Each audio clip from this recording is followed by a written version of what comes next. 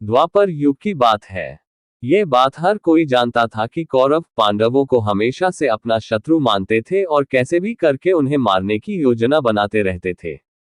एक बार जब पांचों पांडव और कुंती वारणावत नगर में महादेव का मेला देखने गए, तब दुर्योधन ने उन्हें मारने की योजना बनाई। उसने पांडवों के विश्राम के लिए एक लाक्षागृह यानी लाख के महल का निर्माण करवाया। लाख ऐसी चीज है जो जल्द आग पकड़ लेती है। दुर्योधन ने पांडवों के रहने के लिए पुरोचन नामक शिल्पी से एक भवन का निर्माण करवाया था। यह पूरा महल लाख, चर्बी, सूखी घास आदि से बना था। इस महल को बनवाने में ऐसे चीजों का अधिक प्रयोग किया गया था जो जल्दी आग पकड़ ले।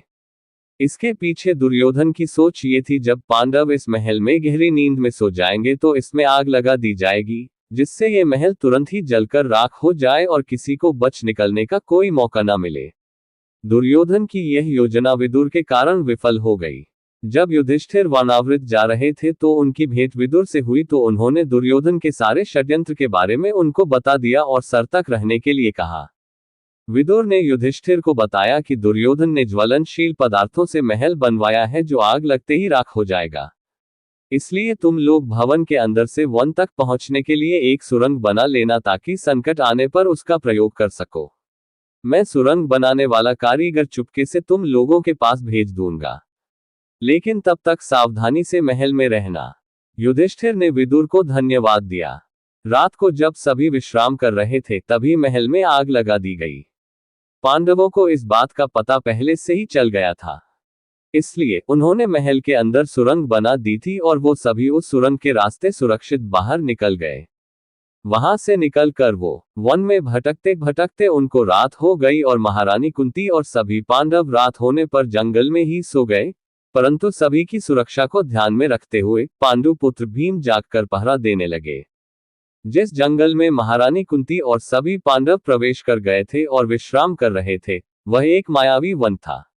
इस वन में राक्षसों का राज था और राक्षसों के राजा हिडिंब ने इस पूरे वन में अपनी माया का जाल बिछा रखा था। ये सभी राक्षस नरभक्षी थे, अर्थात वे भोजन के रूप में मनुष्यों को खाते थे।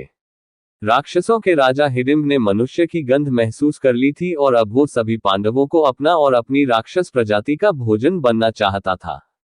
इसके लिए राक्षसों के राजा हिडिंब ने अपनी बहन राक्षसी हिडिंबा को बुलाया और उसे उन सभी मनुष्यों को अपने निवास स्थान तक लाने का काम सौंपा।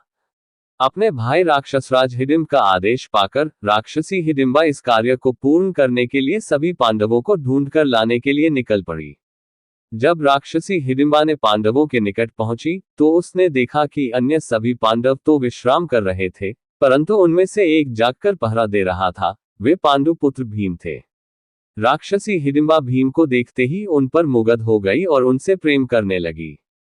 जैसे ही राक्षसी हिडिंबा ने भीम को देखा तो वे उनसे प्रेम करने लगी और सुंदर सा रूप धारण कर उनके समीप जाकर उनसे विवाह करने की बात रखी और इसी के साथ वे अपने असली रूप में आ गई, अपना परिचय दिया और उन्हें अपने भाई राक्षस हिडिंब की सभी पांडवों को खा जाने की योजना के बारे में भी बताया। भीम को इस बात पर क्रोध आ गया और वे माता कुंती तथा अन्य सभी भाइयों के साथ राक्षसों के निवास स्थान तक जा पहुंचे। माता कुंती के साथ सभी पांडवों के राक्षसों के निवास स्थान पहुंचने पर हिडिंब बहुत खुश हुआ कि उसकी बहन हिडिंबा भोजन स्वरूप सभी मनुष्यों को लेकर आ गई थी। परंतु जैसे ही उसे ये पता चला कि हिडिंबा भीम से प्रेम करने लगी, उससे विवाह करना चाहती है और साथ ही साथ सभी पांडवों और माता कुंती को अपना भोजन न बनाने के लिए प्रार्थना करती है, तो हिडिंब क्रोधित हो गया और भीम को युद्ध के लिए ललकारा। तब भीम और हिडिंब के बीच भयानक युद्ध होता है, जिसमें भीम तो बलशाली थे ही, परंतु राक्षस राज हिडिंब भी बहुत बलशाली था। इस युद्ध में भीम द्वारा राक्षस राज हिडिंब का वध कर दिया जाता है और इस प्रकार भीम विजयी घोषित होते हैं। इस समय भीम इतने क्रोध में थे कि वे राक्षसी हिडिंबा को भी मार देना चाहते थे। उनका ऐसा करने के पीछे यह विचार था कि अपने भाई हिडिंब के वध का बदला लेने के लिए कहीं हिडिंबा उन सभी पांडवों और माता कुंती को कोई हानि न पहुंचाए।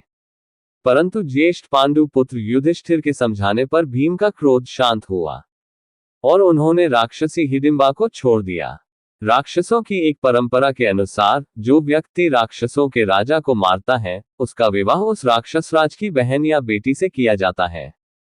और वही व्यक्ति राक्षसों का राजा भी नियुक्त किया जाता है। ऐसी बात जब माता कुंती और पांडवों को बताई गई और भीम और हिडिंबा के विवाह का प्रस्ताव रखा गया, तो माता कुंती और भीम ने इसे अस्वीकार कर दिया।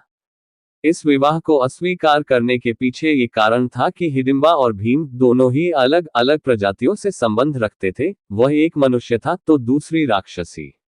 इसी के साथ दूसरा कारण ये था कि माता कुंती के साथ सभी पांडवों ने अपने वनवास का कारण बताया और इस प्रकार विवाह करके उस स्थान पर रुक जाने में अपनी असमर्थता जताई।